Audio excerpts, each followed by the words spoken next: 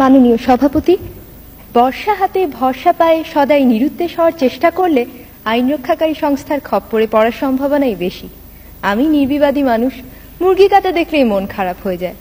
তবে ছোটবেলায় নিজেকে বীরপুরুষ ভাবতে মন্দ লাগতো না। হারে রেড়ে বলে কেউ এগিয়ে এলে মাকে রক্ষার ভার যদি আমার উপর এসে পড়তো, সেটা কেমন মজা হতো জানি না।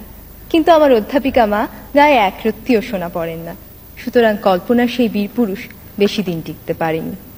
তবে ভীতু ভদ্রলোক হওয়ার যে বিপদ আছে, সেটাও খুব অল্প বয়সেই জানা হয়ে গেছে। বান্ধবী এসে একদিন বলল, এসো আমরা আমাদের সবচেয়ে প্রিয় জিনিস বদলা বদলি করি।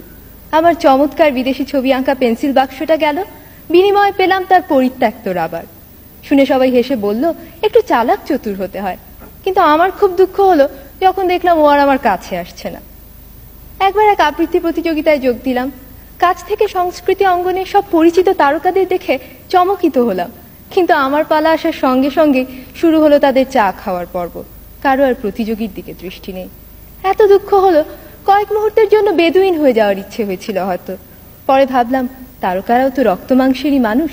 বেচারা জন লেনন তো খ্যাপা ভক্তের হাতে প্রাণই দিয়ে দিলেন। সুতরাং তারকা হওয়ার স্বপ্নও বাদ। কিন্তু একটা প্রতিযোগিতা কিছুতেই এড়ানো যায় না। অনেক খাটুনির পরও পরীক্ষার হলে বসে মনে হচ্ছিল বড় নড়বড়ে পরীক্ষার্থীর আসনটা, যে কোনো অপ্রত্যাশিত ব্যাপারই ঘটে যেতে পারে। হলেও তাই, কম্পিউটারের কুয়াশায় হারিয়ে গেলাম। আমার বাবা তার খেয়ালি কম্পিউটারকে কোষে চড় মেরে ঠিক রাস্তায় নিয়ে আসেন। আমি কিন্তু যন্ত্রটাকে ভীষণ সমীহ করি। পারস্যের শাহজাদিকে উদ্ধার করতে গিয়ে বারবার নিহত হয়ে আমি কখনো কম্পিউটারের সাথে খারাপ ব্যবহার করি না। I still believe in the system. ছোট পর্দার নেপথ্য বিচারপতি বা সমতা বিধানকারী কি অবলীলাক্রমে 50 মিনিটে অন্যায়কে ল্যাং মেরে ফেলে দেন।